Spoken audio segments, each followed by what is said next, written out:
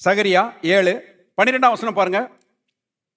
வேதத்தையும் சேனைகளின் கர்த்தர் தம்முடைய ஆவியின் மூலமாய் முந்தின தீர்க்கதரிசிகளை கொண்டு சொல்லி அனுப்பின வார்த்தைகளையும் கேளாதபடிக்கு தங்கள் இருதயத்தை வைரமாக்கினார்கள்.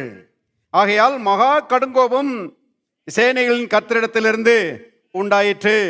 பாருங்க, ஜனங்க என்ன பண்ணாங்களாம்? இருதயத்தை வைரமாக்கிட்டாங்களாம். வைரம் பாஞ்சு போச்சுன்னு சொல்லுவாங்க இல்லையா, கேள்விப்பட்டிருக்கிறீங்களா? ரொம்ப கடினப்பட்டு போயிடுச்சு. எப்படி கடினப்பட்டு போச்சு? கர்த்தருடைய வார்த்தைகளை அருமையானவர்களே கேட்க மாட்டோம் என்று செவியை விலக்கினார்கள். தேவனுடைய பிள்ளைகளை கவனிங்க.